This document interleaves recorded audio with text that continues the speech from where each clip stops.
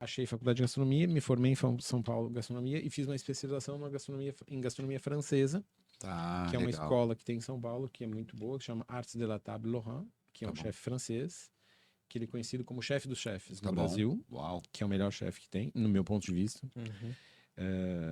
E o chefe Laurent, na época eu trabalhei com ele durante 6 anos, na escola dele, ministrando os cursos com ele. Então ali eu peguei muito conhecimento de como passar o conhecimento para as pessoas.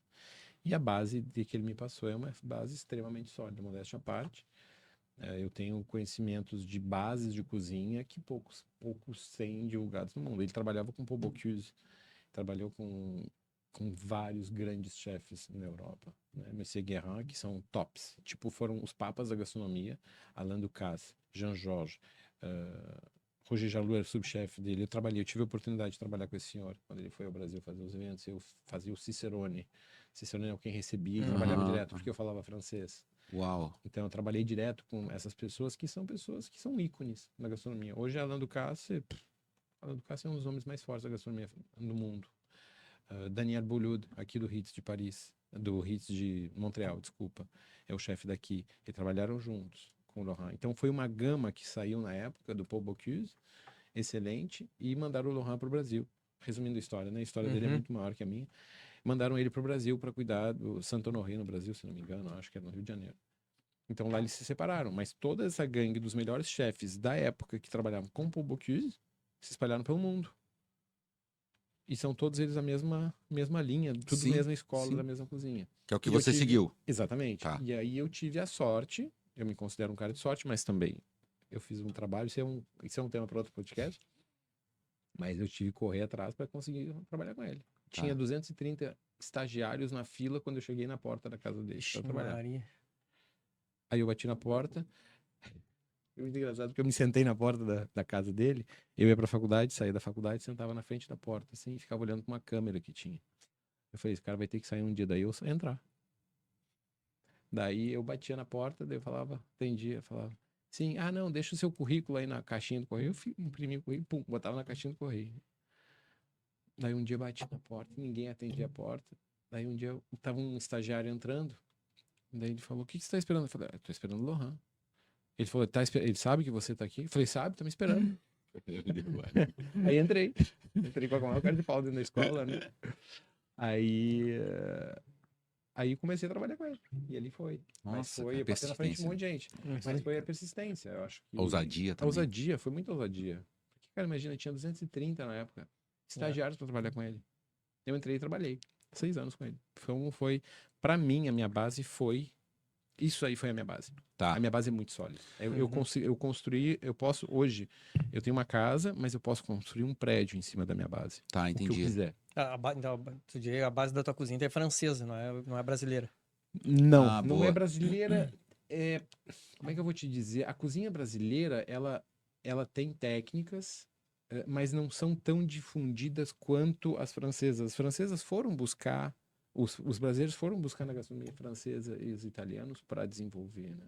Não sei se você sabe, mas a gastronomia francesa, ela é boa porque quem resolveu a história toda foi a Catarina de Médici, que levou para o castelo, quando ela casou com um italiano, com um francês, que ela é italiana, foi da Itália para a França e levou os cozinheiros italianos. E foram eles que fizeram os franceses aprender a cozinhar.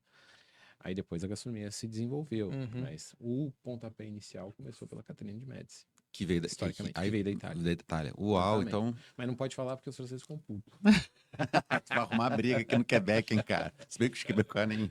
E de Mas- lá, como é que tu chegou? Como é que tu veio pra Montreal, né? Cara, daí depois, nessa época que eu trabalhei com o Lohan, eu trabalhei 6 anos com ele, depois eu voltei para Porto Alegre, eu abri o...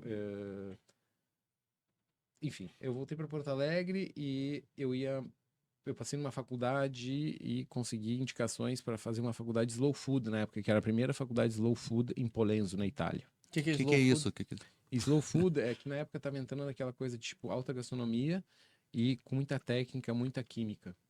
E essa daí é um slow food que você vai trabalhar e respeitar a matéria-prima desde a produção até a venda para o cliente. Então é um processo completamente diferente, nada de química, tudo respeitando os tempos. É muita é muita química natural Tá. utilizando, vamos dizer, não é química, mas química Uhum. natural.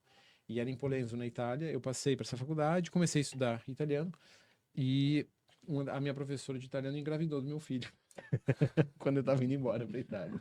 Aí eu fiquei no Brasil, O montei. cara foi fazer comida. Aham. comida. Então, tem a vantagem também de ser cozinheiro. Aí o Francisco apareceu, meu filho, maravilhoso. Tá lá, Deus certamente vai ver esse vídeo. Te amo, filho. E aí o Francisco apareceu e eu não fui mais para Itália, fiquei no Brasil e eu montei meus restaurantes no Brasil. Montei o primeiro restaurante que chamava Francesco Bistrô, em homenagem ao meu filho, Olha que maneiro. que era uma gastronomia francesa e italiana. Era um bistrô, então era uma fusão, Em Porto Alegre. em Porto Alegre. E a mãe do Francisco, ela tinha um filho já que chamava Humberto. Aí eu montei o segundo restaurante em homenagem a ele, dei o nome de Humberto, que era italiano, 100% italiano. Caramba, que Legal. legal, Ah. cara. Aí esses anos passaram, eu fiquei em Porto Alegre até 2000. Eu vim pra cá em 16, os restaurantes ficaram abertos até 2014. Aí eu fechei os restaurantes, vim embora pra cá. E com a ideia de renovar minha vida. Tá, entendi. Entendi. Renovar tudo, tipo, eu não acreditava mais no Brasil, em relação principalmente à segurança. Fui assaltado Sim. várias vezes, Te com entendo. arma na cabeça, em coisa Acho tudo. que a maioria das pessoas que saem do É. Brasil, né? Esse Aconteceu mesmo comigo motivo. também. É. E daí vim pra cá e recomecei a minha vida aqui de novo. Aí veio pandemia depois, né? Uhum. Ficamos presos em casa e foi ali que eu comecei a estudar bastante mais sobre alimentação, mais profundamente sobre alimentação na parte É, nutricional. agora, Uhum. uma pergunta assim, porque a galera vai pro Brasil, tem a cozinha brasileira, o pessoal gosta, tem a francesa, quando o pessoal vai pra França, italiana, super conhecida.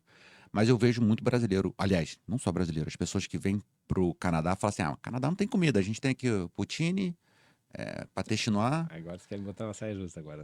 Pô, eu quero saber. Fala da Poutine. Não, mas eu quero saber você, como, né? Cara, você teve experiência no mundo todo, cozinha de praticamente, né? Eu já vi que você já viajou o mundo todo atrás aprendendo. Você chega aqui no Quebec, cara. Qual é a cozinha que tem aqui no Quebec? O que que tem de vantagem ou de positivo?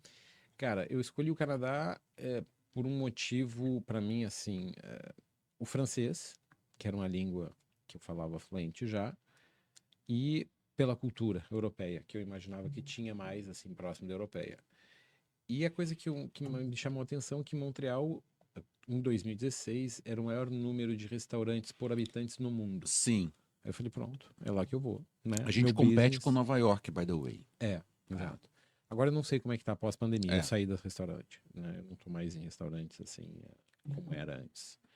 Então, como é que eu vou te dizer, cara? A alimentação aqui é uma alimentação de necessidade, né? Tá, entendi. Então aqui você tem uma parte mais de tubérculos, Sim. que é por causa do frio, e é o que eles conseguiam armazenar nas cavas antigamente, né? Uhum. Beterraba, batata, cenoura. Então são pode tubérculos, são embaixo da terra, né?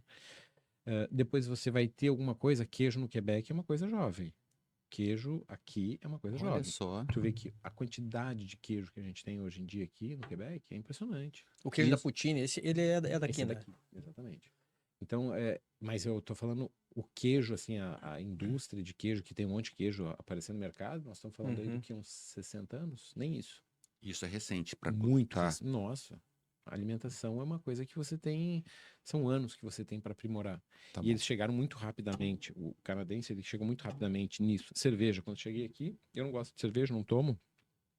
Olha, não tomo mesmo. Mas quando eu cheguei aqui, tinha 30 brasseries que faziam cerveja, além das grandes, né? Uhum. Das 2, 3 grandes que tem Molson e não sei os outros. Tá. Hoje, você tem mais de 500 brasseries no Quebec. Num Mais período registradas. Num período curto, né, de tempo. Nossa, eu tô falando 10 anos. É verdade. É muita É coisa. verdade. Então, eles evoluem muito rápido, né? Enfim, tem um lado bom e tem um lado ruim, né? O lado ruim de tudo isso é que tudo é standard.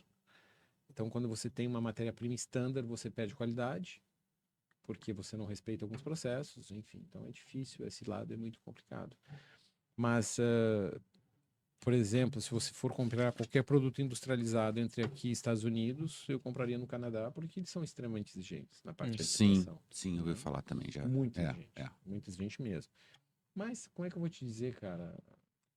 O que tem a gastronomia italiana, a gastronomia canadense, quebecois, principalmente na nossa província, é a poutine, que é a mais famosa, acho que no mundo inteiro. O pâté chinois é como se fosse o nosso escondidinho. É isso aí.